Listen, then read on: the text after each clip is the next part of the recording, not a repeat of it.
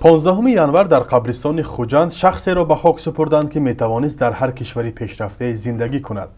3 دفعه به خارجه رفت ولی به خوجند و مردم آن زیسته نتوانست و به اینجا برگشت. زاده و پرورده خوجند جوره ابایف آخرین ساکن یهودی تبار این شهر در سن 83 سالگی درگذشت.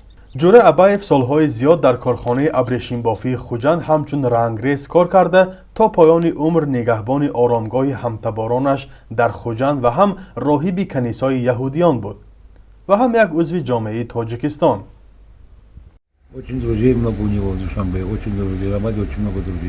در دوشنبه و خوجند دوستانی زیاد داشت. هجویه های زیاد میدانست و بسیار شخصی خوش صحبت بود. در جوانیش خیلی باقوت بود ولی در پیریش سلامتیش بد شد. من با او بسیار صحبت میکردم و هر بار خواهش میکرد که من به نزدش خبرگیری بیایم.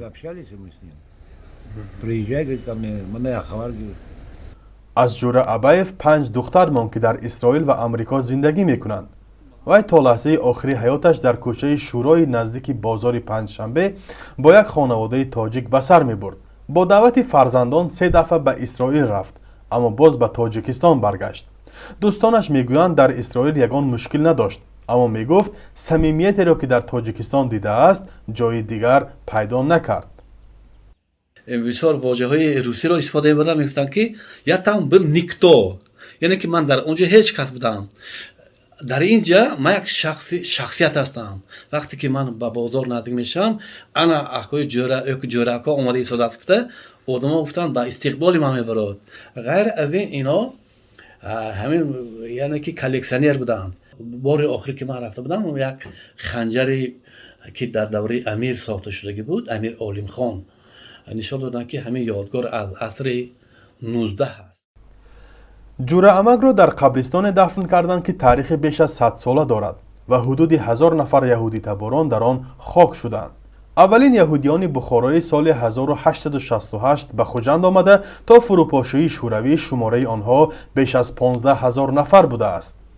یهودیایی که تاجیکستان ترک کردند در آخر سالهای 80 شروع شده است، اما روند همگانیش در اول سالهای 90 وقتی که تاجیکستان یعنی که به جنگ پیچید و احوال مردم واقعا وزنین و سنگین شد، اونها اکثر به امریکا و اسرائیل هجرت کردند. در سراسر تاجیکستان حالا کمی بیش از 50 عضو جامعه یهودیان باقی ماندند که اکثر آنها ساکنی دوشنبه اند.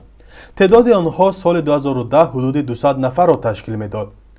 تاریخ نگاران تاجیک میگویند که آنها در گذشته صاحب مکتب خود بوده به تاجیکستان در پیشرفت و نگهداشت فرهنگ و تاریخ ملی خدمتی نظررس کردند. یهودیایی که در تاجیکستان بزرگ شدند گاهی به دیدن زادگاه و یا زیارت قبر گذشتگان خود میآیند. آنها در خارج نیز از فرهنگ و هنر تاجیکان نمایندگی میکنند و با همدیاران خود رابطه های تجارتی دارند. فرزان محمدی، رادیو آزادی، شهر خوجند.